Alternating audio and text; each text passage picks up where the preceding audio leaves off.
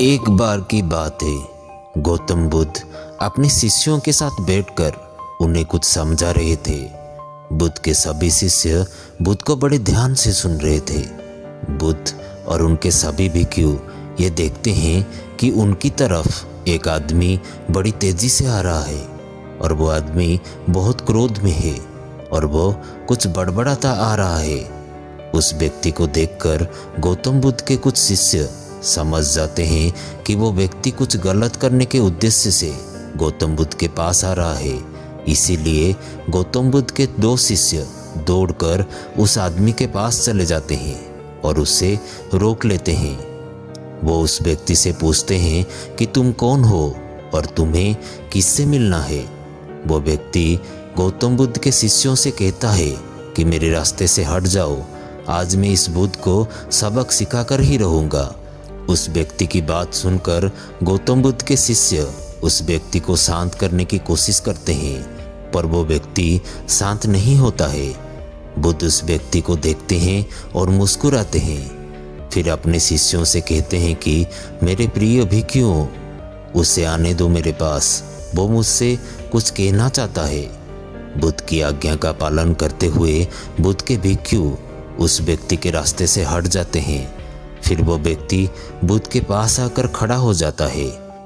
जैसे ही वो व्यक्ति बुद्ध के पास पहुंचता है, वो बुद्ध को गालियां देना शुरू कर देता है। बुद्ध उस व्यक्ति की गालियां सुनते रहते हैं, परंतु उसे कोई भी उत्तर नहीं देते हैं। बहुत देर तक बुद्ध को गालियां देने के बाद वो व्यक्ति अपने मन में सोचता है कि मेरी गालियों का तो बुद्ध पर कोई भी असर नहीं हो रहा है। इसीलिए उस व्यक्ति का क्रोध और भी ज़्यादा बढ़ जाता है और वो व्यक्ति बुद्ध के ऊपर थूक देता है।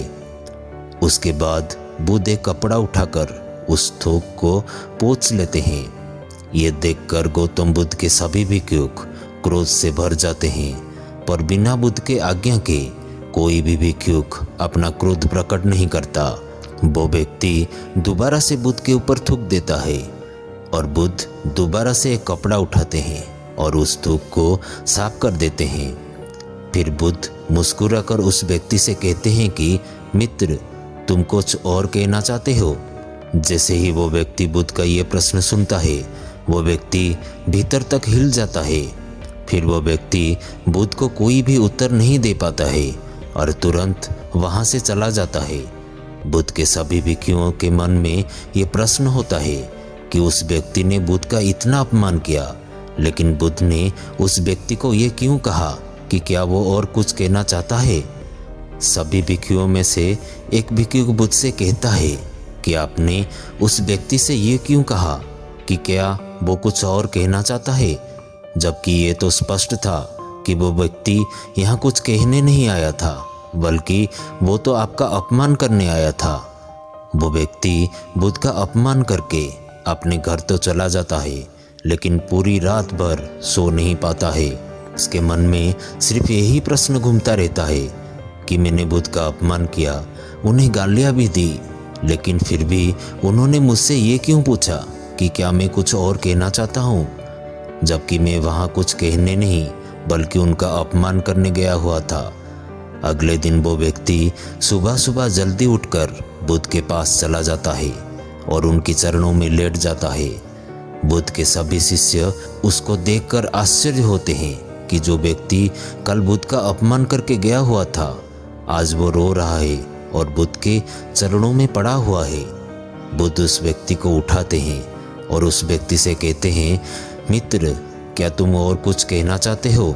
इतने में ही बुद्ध का एक भिक्षु बुद्ध को टोकता है और उनसे पूछता है कि भगवान, जब कल ये व्यक्ति आपका अपमान कर रहा था, तब भी आपने यही बात कही थी कि क्या तुम्हें और कुछ कहना है, और आज ये व्यक्ति आपके चरणों में पड़ा रो रहा है और अब भी यही बात कह रहे हैं। इसका क्या अर्थ है, कृपया आप हमें समझाइए। बुद्ध कहते हैं कि बात को कहने के लिए शब्द असमर्थ है। कल भी ये व्यक्ति मुझसे कुछ कहना चाहता था, पर शब्द असमर्थ थे। इसीलिए क्रोध में आकर उसने मुझ पर थूक कर वो बात मुझसे कहने का प्रयास किया, और आज भी शब्द असमर्थ है और उसकी जगह उसके आंसू कह रहे हैं जो ये कहना चाहता है। उसके बाद वो व्यक्ति बुद्ध से कहता है कि भगवान मुझे क्षमा कीजिए, मैंने आपका अपमान किया है। बुद्ध कहते हैं कि तुम्हें क्षमा मांगने की कोई भी आवश्यकता नहीं है, क्योंकि क्रोध भी तुमने किया और उसकी पीड़ा भी तुमने ही पाई है। इसमें तुमने दूसरे किसी को क्या नुकसान पहुंचाया है।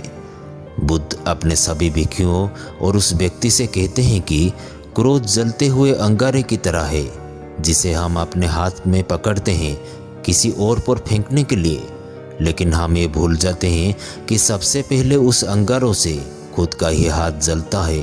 तो दोस्तों, उम्मीद करता हूँ कि आज का ये वीडियो से आपको कुछ सीखने को मिली होगी। तो ऐसे ही मोटिवेशनल वीडियो देखने और सुनने के लिए आप हमारे साथ जुड़ सकते हैं हमारे चैनल को सब्सक्राइब करके। तो मिलते हैं ऐसे ही एक मोटिवेशनल वीडियो में।